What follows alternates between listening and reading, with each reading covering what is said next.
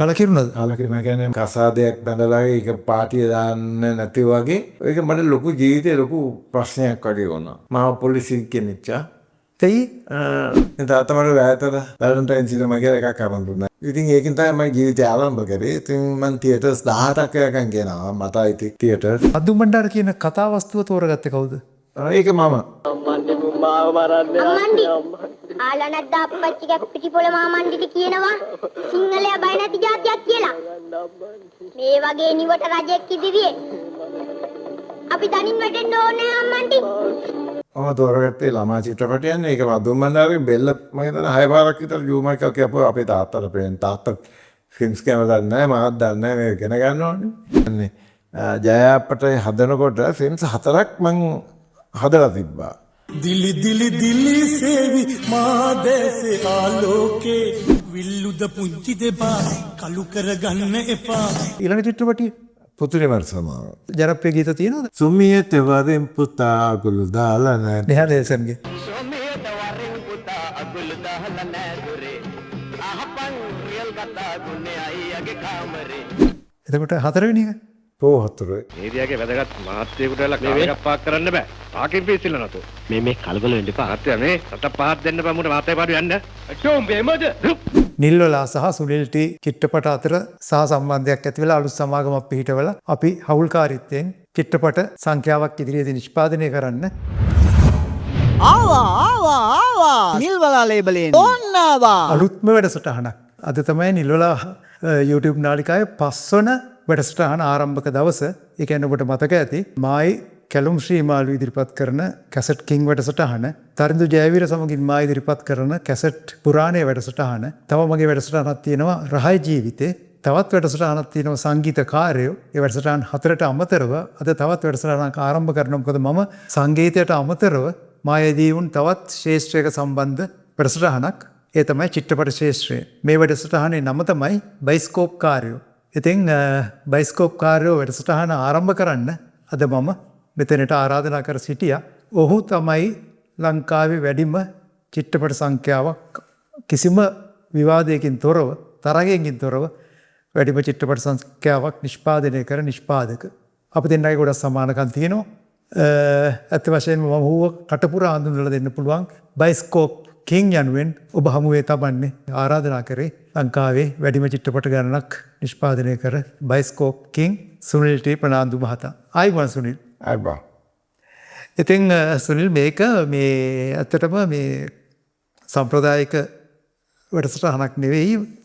අලගිය මුලගිය තැන් සියල්ලම සුනිල් ටී ප්‍රනාන්දුගේ මම හිතනවා චිත්‍රපට 76ක් මේ වන විට නිෂ්පාදනය කරලා ප්‍රදර්ශනය කරලා තවත් චිත්‍රපට ගණනාවක් ඉදිරියට නිෂ්පාදන තත්ත්වයේ පවතිනවා. ඒ අතරම අපි දෙන්න අතර සාකච්ඡාවක් යනවා නිල්වලා සහ සුනිල් ටී චිත්‍රපට අතර සහ සම්බන්ධයක් ඇති වෙලා අලුත් සමාගමක් පිහිටවලා අපි හවුල්කාරීත්වයෙන් චිත්‍රපට සංඛ්‍යාවක් ඉදිරියේදී නිෂ්පාදනය කරන්න. ඉතින් ඇත්තටම මේ එය දැන් ආරම්භක අවධියේ තියෙන්නේ. එයත් අපිට සුභාරංචිය දෙන්න පුළුවන් ඒ ගොඩක් දුරට. සුනිල් ඔබ කොහොමද මේ ශාස්ත්‍රයට චිත්‍රපටයක් නිෂ්පාදනය කරන්න ඕමනාය කියලා මොන වගේ කොහොමද ඒ සිතුවිල්ල ආවේ? ඇයි එහෙම සිතුනේ? ඔබගේ පියා චිත්‍රපට නිෂ්පාදනය කරාද නැත්නම් කවුරු හරි කිව්වද? එහෙම නැත්නම් සුනිල්ට මිතුරද චිත්‍රපට නිෂ්පාදනය? මගේ තාත්තා මොරටු වැලන්ටයින් මුදාරි කියන මගේ තාත්තා හරි ප්‍රසිද්ධයි. ඔව්. නමුත් කවදාවත් තාත්තා චිත්‍රපටි වලට සම්බන්ධකමක් නැහැ. ඉතින් මම කොලෙජ් එකේ A level කරන කාලේ තමයි ඕක මට ඔළුවට ආවේ. මම කොලෙජ් එකේ ක්‍රිකට් ටීම් එකේ හිටියා. අපේ ඒ කොලෙජ් එක සෙන්සබ්සියස් මොරටු ෆාදර්ස් අපිට ගෙන්නුවේ ක්‍රිකට් ටීම් එකට ෆන්ඩ්ස් නැහැ කියලා එක දවසක් මම කොලෙජ් එකේ ප්‍රිෆෙක්ට් ඒ කාලේ මට එන්න කියලා මට කතා කරලා කිව්වා. ඊට පස්සේ මම ඒක ගැන හොයලා ෆිල්ම්ස් දෙකක් ගෙනාවා කොලෙජ් එකට පෙන්වන්න. මොනවද? දෙවියනි ඔබ කොහෙද සහ සිරිල් මල්ලි. එතකොට ඔය දෙක පෙන්වනවා අසීමිත ආදායමක් ඒ ක්‍රිකට් ෆන්ඩ්ස් වලට ලැබුණා. අපිට තීරමකට ගොඩාක් මුදලක් හම්බුණා. ඉතින් ඕක තමයි මගේ මූලික අඩිතාලම. ඉස්සර මට මතකයි ඔය දිනමින පත්තරේ යනකොට තියටර්ස් වල නම් තියෙනවා මේ තියටර් එක මෙහෙම කියලා. ඒ ගම කිව්වම තියටර් එකේ නම කියන තරම් මට ඒ කාලේ දැනුමක් තිබුණා. ඉතින් මම හිතන්නේ ගොඩක් දුරට ඒ චිත්‍රපටි දෙක තමයි මගේ මේ අධ්‍යාපනය සහ මම ගොඩක් කොලෙජ් එකේ ස්පෝර්ට්ස් කරපු කෙනෙක්. ඒ ඔක්කොම වෙනස් කරේ ඒ චිත්‍රපටි දෙක. සිරිල් මල්ලි සහ දෙවියන් ඔබ ගාමිණී පොන්සේකාගේ දෙකම ගාමිණී පොන්සේකා ඉන්නවා. ඉතින් අතර මමත් මේ ශේෂ්ඨයට එන්න මුලින්ම මුල්ුණේ ගාමිණී පොන්සේකා තිබිච්ච කැමැත්ත ඒ අනුව තමයි ජෝතිපාලයන්ට කැමැත්තක් ඇති වුණේ. ඉතින් එතනත් පොඩි සමානකමක් තියෙනවා. අපි දෙන්නගේ තව ඉදිරියට සමානකම් කීපයක් තියෙනවා. ඉතින් ඒවා කතා කරගෙන යමු අපි. ඉතින් සුනිල් ඉස්කෝලෙන් එළියට ගියාට පස්සේද චිත්‍රපටිය නිෂ්පාදනය කරන්න ඉතුරු නැත්නම් නෑ මම කොලෙජ් ටීම් එකේ හිටියා. ක්‍රිකට් ටීම් එකේ රොඩර් විජේසූරිය තමයි එතකොට කැප්ටන් කරේ. මම සාමාන්‍යයෙන් කොලෙජ් එකේ අවුරුදු 2ක් රිසර්ව් හිටියා. ඉඳලා ටර්ම් ගහලා බස් ටර්ම් ගහලා බිග් මැච් එක තමයි අපේ 79 බිග් මැච් එක ස්ටේඩියම් එක ඕපන් කරා. මොරටු රිරන් ස්ටේඩියම්. ඒක තමයි බිග් මැච් එක. ඒක මම බිග් මැච් එකේ ඩ්‍රොප් කරා. ඒක මගේ ජීවිතේ ලොකු කලකිරුණාද? කලකිරුණා කියන්නේ මගුලක් කසාදයක් බඳලා ඒක පාටිය දාන්න නැති වගේ. ඒක මට ලොකු ජීවිතේ ලොකු ප්‍රශ්නයක් වගේ වුණා. මම පොලිසිය කෙනෙක්චා. තෙයි දන්නේ මන් දන්නේ අද වෙනකොට මොකක්ද හේතුව කියලා. ඊට පස්සේ ඉතින් මම පොලිසියෙන් හෙව්වා මොකටද මේ මාව ගෙනිච්ච කියලා. නෑ මැච් එකේ වෙන්නකම් ඔය ඉන්න මෙතන කියලා බංකෝ හොවාලි කරලා තිබ්බා. ඊට පස්සේ අයියවත් කියනවා. මගේ අයියවත් කියනවා. එයා තාසේ ක්‍රිකට් ගහනවා බලන්න. එයා ප්ලේ කරේ නෑ. ඉතින් ඕක තමයි මගේ මං හිතන්නේ ගොඩාක් කරකිරීමක් වුණේ. මං ඒ ගාව අවුරුද්දේ මට ප්‍රසන්න ෆර්නැන්ඩෝ තමයි මගේ ක්ලාස්මේට්. එයා තමයි කැප්ටන් කරේ. ඒ අවුරුද්දේ මට ගහන්න තිබුණා. නමුත් මට ඒ ක්‍රිකට් මුළු දිවියේම එපා වුණා මේ ඒ ඉන්සිඩන්ට් එකෙන්. ඊට පස්සේ ඉතින් මම හිතුවා මම යනවා ෆිල්ම් ඉන්ඩස්ට්‍රි එකට කියලා. ඒකම තමයි අර ෆිල්ම්ස් දෙකක් ඇවිල්ලා ඒවත් එක්කම තමයි මම මේකට එන්ටර් වුනේ. එතකොට දැන් එන්ටර් වෙන්න දැන් හිතුවා. ඒ හිතුවේ දැන් අතන පසුබෑමක් මානසිකව කඩාවැටීමක් වෙන්නේ නැතිනේ. මේ හැමෝටම මම වැඩක් කරලා පෙන්නන්නම් කියන හැඟීමක් ආවා. අන්න ඒ වගේ මොකක් රිවෙන්ජ් එකක් වගේ ආවා. ඒ කියන්නේ මම පොලිසිය එක්කන් ගිහලා බංකුවේ වාඩි කරලා තිබ්බා. මම උඹලට පෙන්නන්නම් කවුද මේ සුනිල් කියන්නේ කියලා ඒ වගේ කරලා තාත්තට කිව්වා. ඔව් මම තාත්තට කිව්වා තාත්තේ මට ෆිල්ම්ස් වලට ආසයි. මට තාත්තට දෙනවා ටුවරිසම්, ග්‍රෝසරි, බේකරි ඔක්කොම තියුණා අතර මොරටුවේ. ඉතින් මං කෝ ඒක අයියට දෙන්න මට එපා. මට දෙන්න මට ෆිල්ම්ස් වලට කරන්න මට උදව් කරන්න තාත්තා කියලා. ඉතින් තාත්තා මට වැයතර පොරගසෝවිට වැලන්ටයින් සිනමා කියලා එකක් අරන් දුන්නා. ඒ කියන්නේ හදපු එකක්ද එහෙම ගත්තේ? වැලන්ටයින් සිනමා කියලා. ඉතින් ඒකෙන් තමයි මගේ ජීවිතය ආරම්භ කරේ. ඉතින් මං තියටර්ස් 18ක් යකන් ගෙනාවා. මට අයිති තියටර්ස් MPI ගියව සයිපිට් එක. දැනුත් තාමත් තියෙනවා. ඒකේ ෆිල්ම් රිලීස් වෙනවා.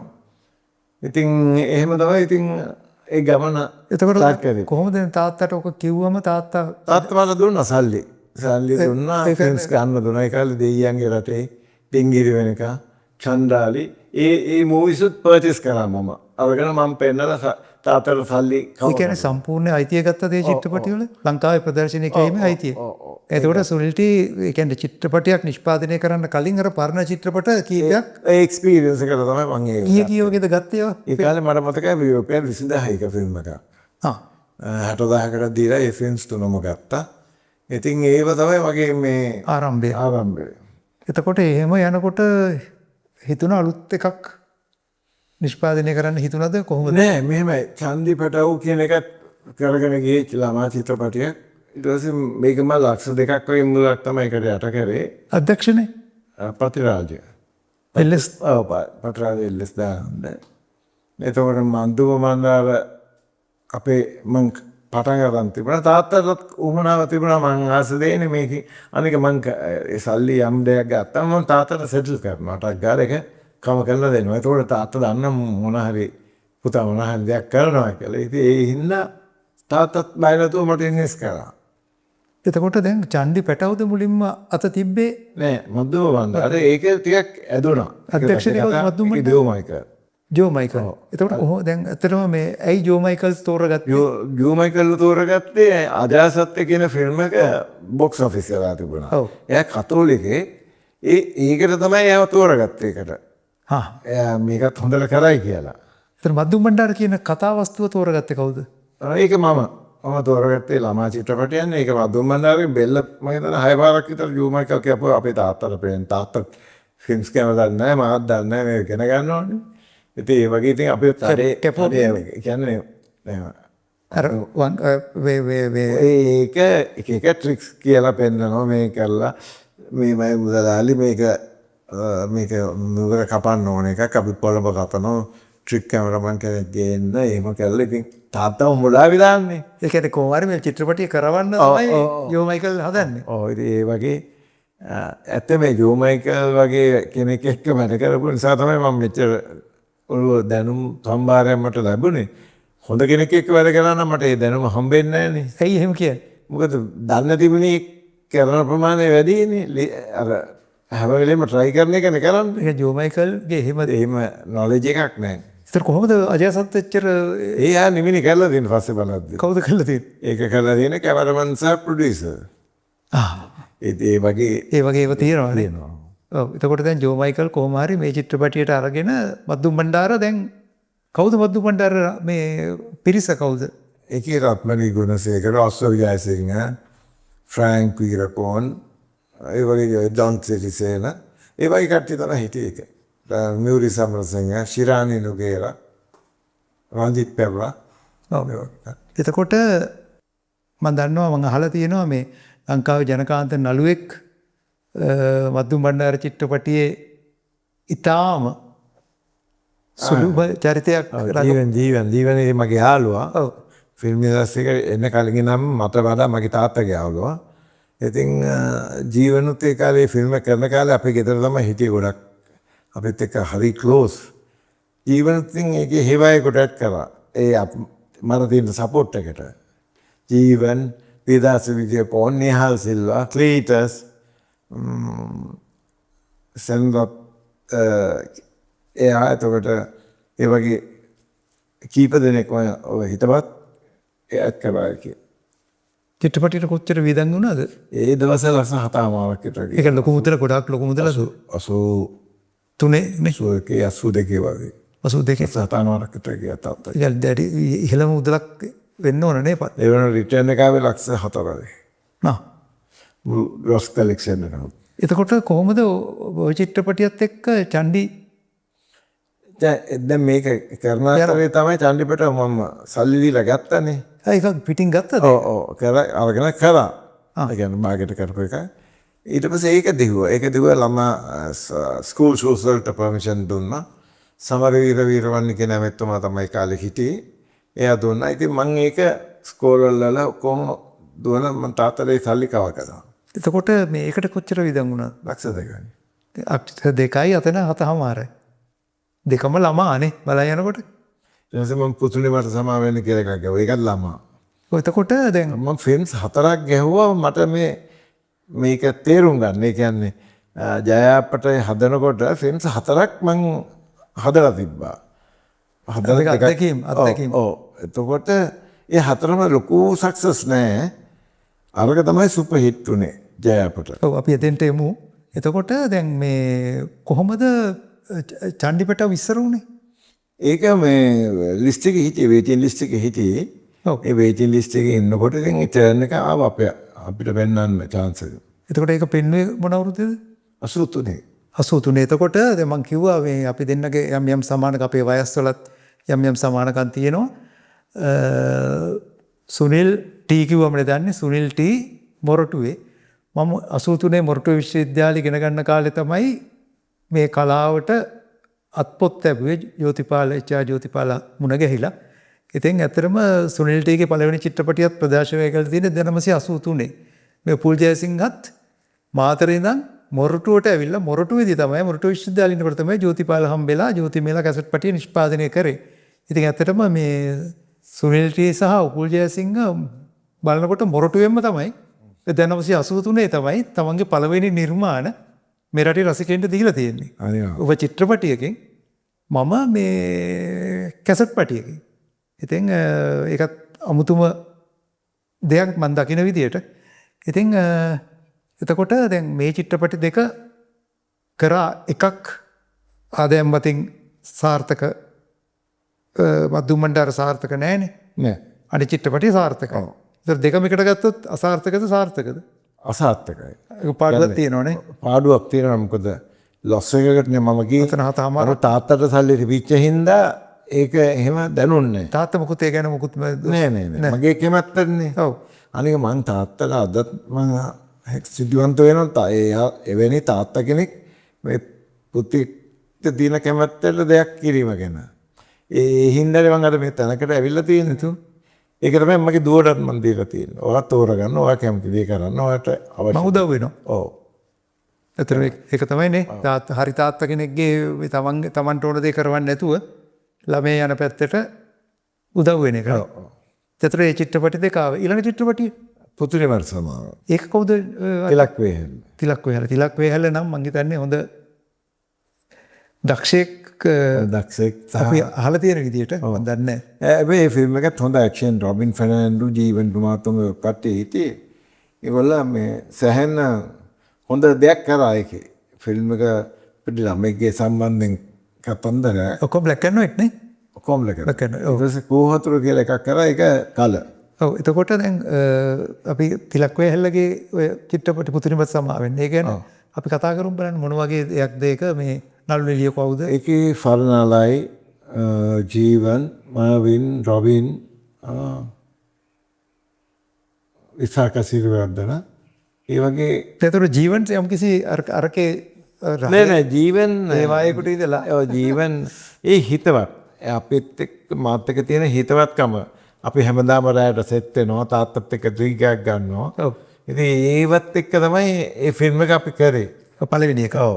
නෑ මේ පුතුනිමත් සමාවෙන්න. එතනින් පස්සේ ජීවන් මාත් එක්ක දිගටම හිටියා. තාමත් හිටිනවා. ඒ තාවත් ඉන්න. එතකොට මේකේ කවුද මේ සංගීතය කවුද? කුණදාස කපුගේ. පුතුනිමට සමාවෙන්න එකේ මොනවද ජනප්‍රිය ගීත තියෙනවද අපිට අහන්න පුළු මේ මතකේවා? මාත් එක්ක අරක දෙන්නේ. මොකන්ද සුමියට වරෙන් පුතා අගුළු දාලා නැහැ. නිහාල් එල්සන්ගේ. නිහාල් එල්සන්ම ඒක ඇඩ් කරන්නේ. ඔව් මට මතකයි ඒක. එතකොට ඒක සංගීතය මන් දන්නේ ගුණදාස කපුගේද? කප්පුගේද මන් දන්නේ ඒක කවුරු කරාද කියලා මට කොහොමද මේ චිත්‍රපටිය එතකොට පසුබිම් සංගීතය ගුණදාස? ඔව් කපුගේ. ගුඩේයගේ කාමරේ තියෙන්නේ එතකොට ඒ චිත්‍රපටිය පුතුනේ වර සමා වෙනවා. පුතුරේවට සමාවෙන්න. මට මතකයි මේ නිහාල් එල්සන්ම නටනට මේ කට්ටියක් එක්ක ගීත ගායනා කරනවා. ඒ චිත්‍රපටිය ආදායම් කොහොමද? ඒකත් ඇවරේජ්. ඒක මේ ලොකු ලාභ නැති වුණත් වියදම ලක්ෂ දෙකක් වගේ ගානක් තමයි ගියේ ඒකට. එතකොට දැන් පුහුණුකාරයෝ ඒ කියන්නේ හොඳ දැනුමක් තියන අය කරන චිත්‍රපට දැන් කලින් පතිරාජ එල්එස් දයානන්දගේට ලක්ෂ 2යි. මේකටත් ලක්ෂ 2යි. ජෝ මයිකේකට ලක්ෂ 7මාරයි.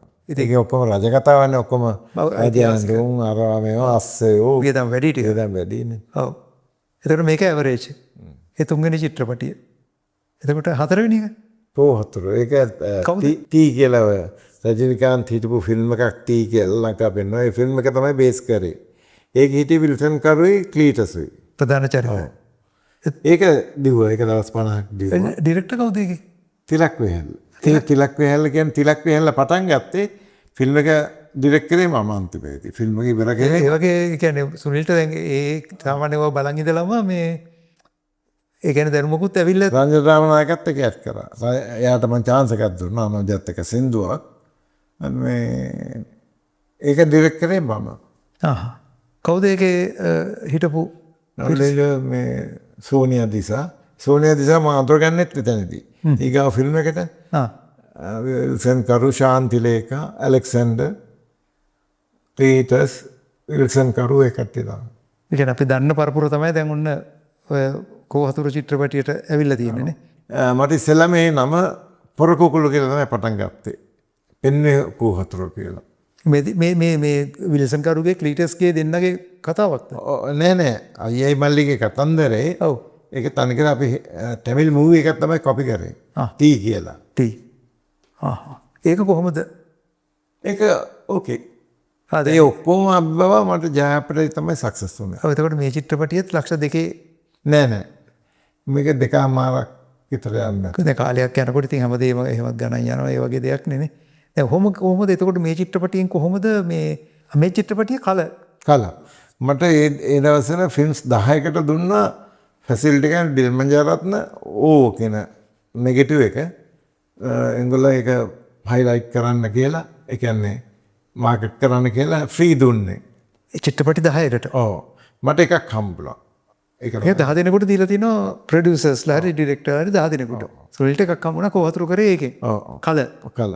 ඒ හොඳ කලර්ස් දැන් තියෙන චිත්‍රපටි මට්ටමේ ඕ කියන මේ බ්‍රෑන්ඩ් එක. කවුද කැමරමන් කරේ? හිටියේ රොබර්ට් රොන්තසිරි. රොබර්ට් රොන්තසිරි. සංගීතේ කපුගේම. කපුගේමයි. කොහොමද ඒ කපුගේ සම්බන්ධ? කපුගේ තිලක් විහලත් එක්ක හරියට. ඒ සම්බන්ධකම් මත එයාගේ චිත්‍රපට දෙකේම මේ ගුරුදාස කපුගේ තමයි සංගීතය. ජනප්‍රිය චිත්‍රපට මේ ගීත තිබුණද ඕකේ? මට මතක නැහැ. ඉතින් ගොඩක් තිබුණු සින්දුනා. ආ. අර සින්දු තියෙන නදී රක්කම්ම. ඔව්. ඒක සිංහලෙන් කරා එකට නිහල් සිල්ලා ඇඩ් කරලා ඒක. නිහල්සිලත් ඒ චිත්‍රපටයේ රඟපෑවා. නිහල් සිල්ලා සුසිලා පූරගම. සමන්ති ලන්ඩ්රෝල් ඒ සෙට් එක පිටියම. එතකොට දැන් උතනින් කොහොමද දැන් මට සුනිල් කලින් කිව්වා සෝනිය සහ අඳුරු ගන්න ලැබුණේ සුනිල්ට සුසංයෝගය දැඩි සිනමාවේ විප්ලවයකට මං හිතන්නේ මුල පිරුවා. සෝනිය සහ මේ චිත්‍රපටයෙන් තමයි ඌව හඳුරගත්තේ. එහෙමද? මම කෝහතුර කරනකොට තමයි මම අඳුරගත්තේ. ඊට පස්සේ එයා මට කිව්වා ඔයා කරන විදිය වැරදි. අපි හොඳ නල්ලිලිය දාලා ලස්සනට අපි ෆිල්ම් කරමු කියලා. එයාට අත්දැකීම් තියෙනවනේ. ඔව් ඊට පස්සේ මම එහෙම ඔයාට සල්ලි තියෙනවද කියලා. නෑ සල්ලි නැහැ මට සල්ලි හොයාගන්න පුළුවන් කියලා. මගේ ගේ තියෙනවා ඒක උගස් තියන්න හරි පුළුවන්. එතකොට මට අපේ තාත්තත් මට දෙන දේපල වලට මට ගේ දීලා ඉවරයි. මහගේ මට හම්බුනේ. මම ඒකත් තියලා ලක්ෂ 3මාරක් ගත්තා. අර එයාගේ ගේ තියලා ලක්ෂ 3මාරක් ගා ලක්ෂ 7කින් තමයි ජයපට ෆිල්ම් එක හැදුවේ. එතකොට අපේ සුනිල් සෝම්පීරිස් කොහොමද සුනිල් සෝම්පීරිස් තෝරගත්තේ? අපි මේට කලින් සෝනියයි මයි එක්කහුවෙලා ෆිල්ම් එකක් කරන්න ගියා අඳුරට ඇස් දාසක් කියලා. ලෙනින් මොරයිස් තමයි ඒක ඩිරෙක්ට් කරන්නේ. කල එකක් බැක්ග්‍රවුන්ඩ්. ඒක ගාමිණී විජේ ජීවන් සනත් ඔක්කොම ලලිලි හිටියා. ලෙනින් මොරයිස්. නමුත් ලෙනින් හරි වීක්. එතන වයසයිද ඒක එහෙමද? වයස නෑ. එයා හරි නර්වස්. දැන් කැමරා එක ගත්තම එහෙම වෙවුලනවා. දැන් ස්ටඩි කෙනෙක් වශයෙන් අපි දකින්නේ. ඉතින් මම මේ මොහොතත් එකේම මම එයාව කැපුවා. මටත් අවුරුදු 21ක් 22ක් වගේ ඇති.